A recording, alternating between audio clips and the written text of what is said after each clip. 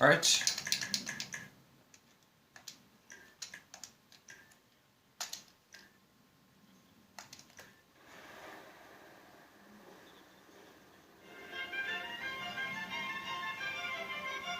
Some more philosophy lectures.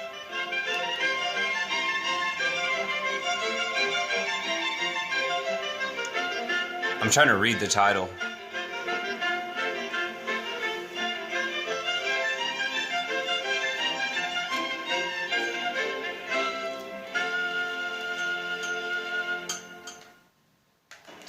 Friedrich Nietzsche is one of the most important philosophers in the tradition of Western thought.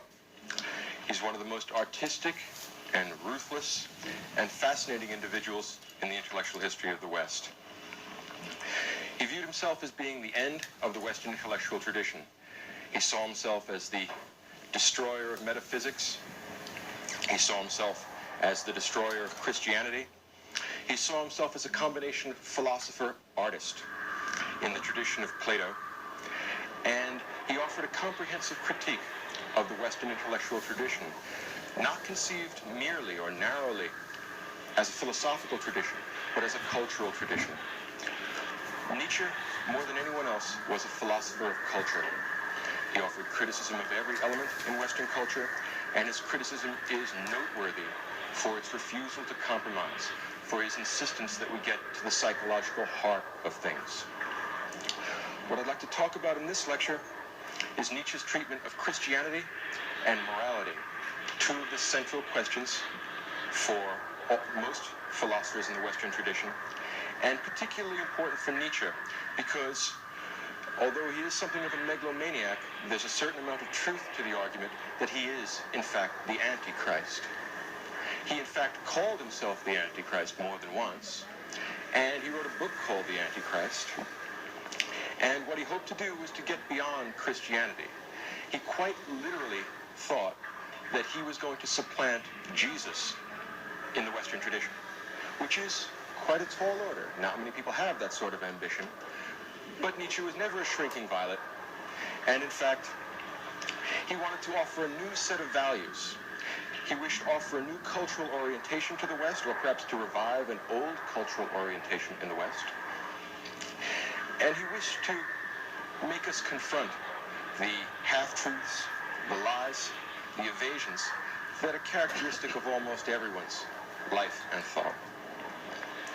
Now, he wrote several books that criticized morality. In some respects, the tradition of Western ethics is his main. Oh, shit. And perhaps the most intriguing of these books, or one of the most intriguing of these books, is called Beyond Good and Evil. Timed out. Now, getting beyond good and evil is a rather unusual activity for a philosopher, particularly one concerned with morals. I hope that doesn't happen again. Nietzsche wants to take an extremely skeptical and extremely naturalistic approach to moral theory and moral valuation, and he wishes to offer a criticism of Christianity and the values that it represents, and in addition, to supplant that with a new code of morals. Nietzsche asks an important question that everyone living in this modern age, this one-world, anti-metaphysical age, has to confront, which is, where does Christianity and its moral values come from? How is it that human beings, conceived of as animals, as featherless bipeds, how is it that they come to have a thing called a conscience? How is it that they make judgments of good and evil, which is not characteristic of fish or birds or reptiles? What is it about human beings which causes them to construct moral systems which are in some respects the antithesis of nature? Why is it that we feel the desire to conflict with nature and make judgments that nature never does? Nietzsche thinks that he finds the answer in the psyche of the human individual, and he thinks that we are very peculiar animals with strange attributes which are not which are natural and which are part of the human condition. But in fact, Nietzsche says that most of our elevation of ourselves beyond nature, beyond simple facticity, is a kind of spurious raising of ourselves outside of and above nature. The German term for this is Sonderstellung. What that means is other position, a position somehow outside of nature. Nietzsche wants us to confront the fact that we are animals, that we are part of nature, and that our moral judgments are in fact part of that natural process. In looking at Christianity, Nietzsche goes back to the actual history of Christianity and asks, what is it that Christian morals represent? Whose interests do they serve? And why are these interests disguised? What is it about the moral judgments characteristic of Christianity that needs to be disguised? What is it that, in other words, that's a lie in Christian morals? Remarkable question. Nietzsche's answer is that there are two kinds of morality, and Christianity only represents one particular perspective on judgments of good and evil. And this perspective is the perspective of the herd. Nietzsche contrasts two kinds of morals. Herd morals, morals that are characteristic of the weak, the feeble, the inferior, the enslaved, which is to say Christianity, and master morals. Yeah, The predatory that's going to human just beings keep happening, I suppose. who make judgments on the basis of their strength rather than their weakness. Nietzsche wishes to supplant the herd morals characteristic of Christianity, characteristic of Western culture for the previous 2,000 years, with a new morals, morals that harkens back to the age of the Homeric hero, which harkens back to the aristocratic warrior elite, which is found all over the world, which creates values out of nothing, and which glories in probably the fact restart that the their video, I judgments don't know. can be enforced in this world, independent of any metaphysical construct. The idea is Nietzsche asks, who was it sort of that like I'm in a college Christianity? course lecture, Well, it's an and I'm outgrowth of recording it Judaism. and playing a video game during the lecture in attendance, and then I'll listen to it later. And Christianity in I'm its more earliest likely to historical pay attention basis if appeals to the I'm slave seeing class in Rome. my own video In fact, gameplay Christianity is the and then revolt hearing of the the lecture. oppressed masses in Rome. And Nietzsche argues that Christianity and its myths was organized so as to articulate the perspective of the slaves, of the inferior, of the feeble, and it was a way of having revenge upon masters, having revenge upon warriors, having revenge upon those who could oppress them, and turning the tables by offering a scale of values that was different from and independent of that of the master class.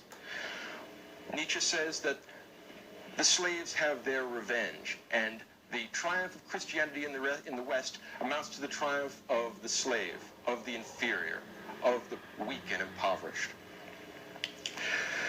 Think about the ideas or the myths that underlie Christianity. The idea that even in this world, if there's no justice, there's another world, heaven and hell, where God's eternal justice gives everyone what they deserve. Nietzsche says that what this in fact is the frustration, the impotence, the anger of slaves transformed into a myth which allows them to get their revenge on those that oppress them, if not in this world, at least in an unreal world, which offers them some solace in a world of pain and misery. Nietzsche contrasts the morality of Christianity with the morality of the Romans. The Romans were fierce, independent, warlike men who made their own scale of values based upon power, based upon the desire to dominate, and they showed no reluctance to inflict pain on those they viewed as inferior. And here inferior means not morally inferior in the Christian sense, but physically inferior in terms of practical strength. Nietzsche's new alternative to Christianity will be a resuscitation of the warlike values of the ancient world. And what he hopes will come out of this will be an evaluation of Christianity which allows us to get beyond Christianity. And the one who is going to succeed Christ as the central figure in Western moral theory will be Nietzsche himself. He frequently signed himself as the Antichrist or as Dionysus, another incarnation of the Nietzschean judgment of good and evil. And in doing this, he raises very disturbing questions about the kind of moral judgments that we make that are still characteristic of this culture, and the difficulty of maintaining the traditional judgments of good and evil, characteristic of the West, in an age in which religion and theology are taken less and less seriously. Now let's think about the idea of getting beyond good and evil. Nietzsche contrasts the slave and the master moralities, and he says what's characteristic of Christianity is the distinction between good and evil. Good, in the Christian sense, means kindness, lovingness, pity, essentially. Nietzsche thinks that Christian morality is a morality of pity, which raises to a spurious level of distinction feeling for the weak, the inferior, and the impoverished. We might contrast this with the master morality, which doesn't distinguish between good and evil. In fact, it distinguishes between good and bad, in the sense of capable or incapable, potent or impotent. That's a totally different judgment of value from that characteristic of Christianity. And in fact, this is the scale of values. This master morality is the one which Nietzsche expects will produce the highest type of human being. Nietzsche holds the view, which at least in part is borrowed from Darwin, that human beings have no intrinsic value. If you remember that one of the great breakthroughs, or one of the great contributions of Christianity to the West, is the idea that all souls are equal in the sight of God, and that all people are equally valued on some level, regardless of what their particular skills or capacities are. Well, Nietzsche says that's a mistake. What that is the revenge of those that can't do anything. And Nietzsche says, if we are ever going to produce anything great in this culture, if we are ever going to produce anything significant in this culture, we must get away from the idea that other people really matter. The only elements in the human species which are important are the half-dozen great geniuses in any culture. And he says that Christianity inhibits the development of genius. It inhibits the development of creativity because it is envious. It is a way of... I'll send the guy an invite to join. The envy of those that are incapable, of those that are not, that don't have much in the way of capacity. And Nietzsche says if we are to get beyond that, then we must get beyond this morality of pity. We must get beyond good and evil, back, or forward if you want, to the idea that good and bad are the main standards of our moral judgment. So there will be none of the conscientiousness characteristic of Christianity, none of the worry about heaven and hell, about God's judgment. This good and bad morality, this master morality, will be strictly oriented towards this world. It will not be caught up with the problem of conscience. It will not primarily be concerned with the state of one's soul so much as it will be concerned with the state of one's achievements. Nietzsche's judgment of good and bad, this master morality, is oriented towards doing things. The masters are those that achieve. And this is not necessarily to be taken in a political sense, although it can be taken in a political sense. Master moralities can also be the moralities of the artist. Master moralities can also be the morality of the thinker. But it has to be the kind of thinker or the kind of artist who despises mere mediocrity, who wants to go beyond and formulate something in this world that creates a justification for his entire society. As Nietzsche says in The Use and Abuse of History, mankind can only be judged by its highest examples. The average human being has no value whatever. Now, Nietzsche also inquires... I don't know where to put this. The differences between the warrior aristocrat who generates the master morality and the priest. And the psychology of the priest is of great concern to Nietzsche. Nietzsche believes that the priestly type and the warrior aristocrat are both, in fact, superior kinds of men. Untitled, the Nietzschean hero, who's going to adopt the master morality. The most dangerous opponent to the Nietzschean hero, the man who adopts this master morality, is the priest. The priest is the opposite of the warrior type. And Nietzsche believes that the origin of this distinction lies in the human psyche. That psychological differences are what distinguish these two. Now, both the warrior and the priest have different kinds of the will to power. They just express this will to power differently. Nietzsche thinks, in fact, that Fell all again. human beings can be characterized by their desire to dominate themselves, to dominate their environment, and to dominate other people.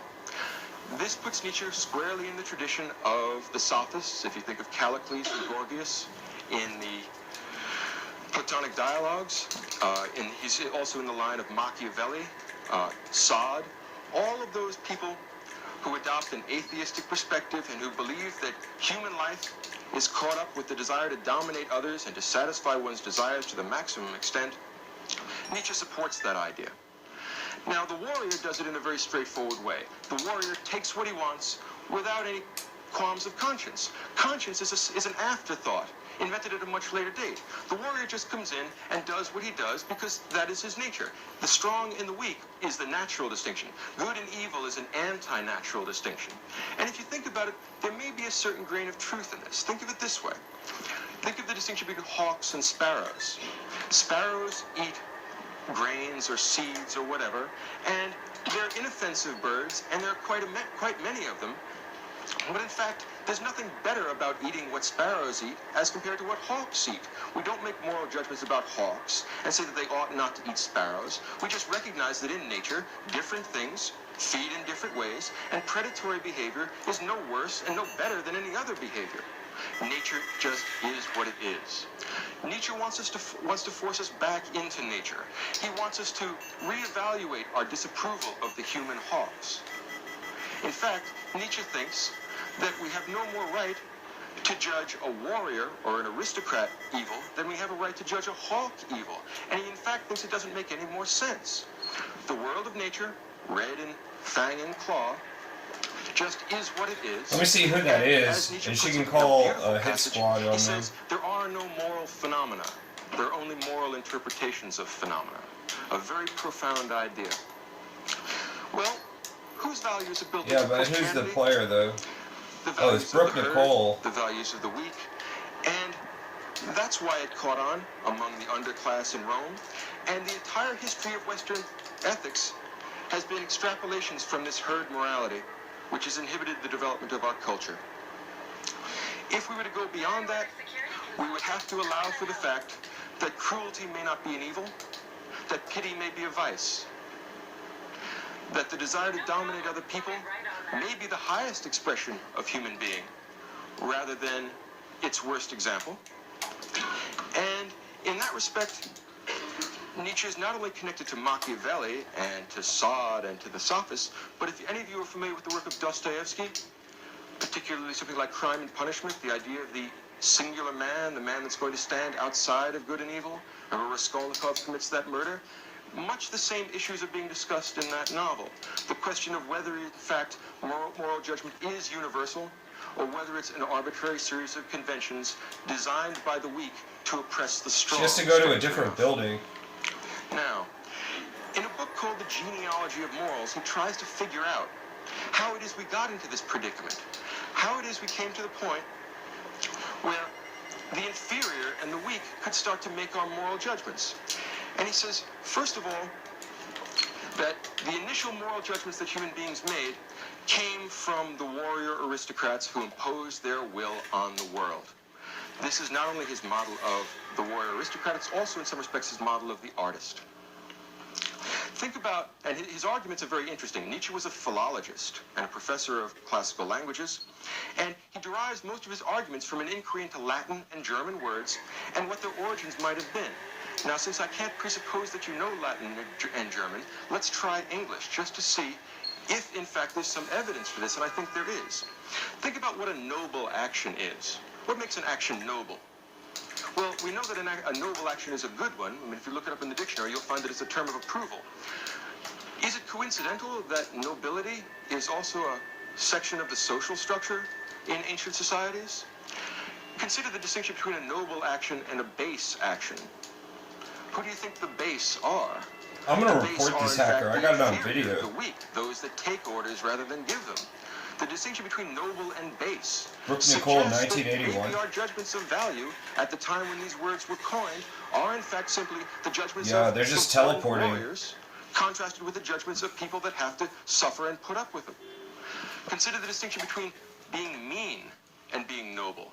Well, being mean is a very bad thing nowadays, to be mean. But there was a time when to be mean meant that you were essentially a villain. Villain means peasant in its origins. Give that some thought. Nietzsche has a very profound argument here. I would slap the shit out of this Something person like if I saw him in real having life. come from a good family and coming from a bad family. Yes, indeed. Again, the judgments of power, characteristic of predatory warrior aristocrats, were the actual source, according to Nietzsche, of our judgments of good and evil. I was less than a second away from joining a new server. To be a villain meant that you were bad. To be noble, to be high-minded as opposed to low-minded, to have high moral standards as opposed to low moral standards. Ask yourself where they came from. Nietzsche was the first man to consider the possibility that what we take to be universal moral distinctions I'm going to report this. are in fact I'm going to send this link to form of the will to power, Rockstar or whatever. a way for the weak and the impotent to get back at the superior by changing these aristocratic valuations, by moving So from all I got to do is press the one button to and good I'm... and evil. In other words, the invention So I got to of press evil start, was a way for right, the oppressed to X, strike back at the X, superior. down, find Nietzsche new wants to session, erase that. He says that's a public mistake session, in boom. Western culture. That's and it's a hole or a gap or an inferior part of the Western tradition. And if we want to produce superior human beings, then we have to free them from the shackles of slave morality. We have to prevent them from being undermined in their achievements or undermined in their aspirations by creating in them the conscience, a conscience which prevents them from achieving what they could. Now here's another very interesting question, and it's very hard to answer. Nietzsche offers us a very provocative conception. Where does conscience come from, and what is it? Think about that for a moment. If, in fact, human beings are animals, and I think that Darwin has conclusively shown that to be the case, why are we the only animal with a conscience, and where does it come from, and what is it? Very difficult question. Nietzsche's argument is something like this. Human beings have a natural desire to achieve power. They have the will to power. That is characteristic of what makes people go. And the usual route that the will to power takes is the desire to dominate other people. There is a natural ruthlessness in people, a desire to take advantage of others, and it pleases people to cause pain. Hard thing for us to swallow perhaps in these days, but with the degree of pain in the world and the degree of evil that we see, to use a word that I might italicize, there may well be something to it. If in fact people do like to create pain in others, of course, usually not themselves, what happens when you frustrate this desire?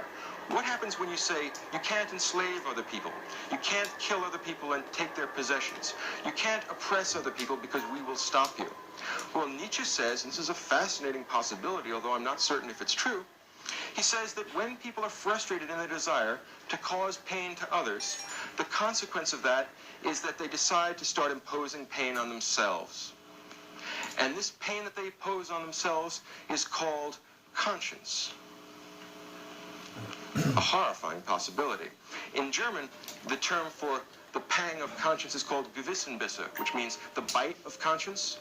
And Nietzsche says essentially that people are predatory animals, that if they can't bite other people, they bite themselves. And when they begin to torture themselves, they find the last possible outlet for this desire to impose pain on the world. If they can't do it to other people, they'll do it to themselves. Now, this bite of conscience gets progressively worse when priests come on the scene, when the priestly type comes on the scene. It goes from inferior to even more inferior, because the priests harness slave morality, they harness this morality of the herd, and they use it for their own purposes. The priests are the highest example of the herd animal, of the herd type. They have a special set of morals that they keep for themselves, and then they rule the herd using various kinds of myths and various kinds of verbal techniques so that they can have their revenge and so that they can oppose the warrior type. Nietzsche sees among the highest types of human beings an intrinsic conflict between the priest and the warrior. Nietzsche thinks that the warrior is the kind of person that knows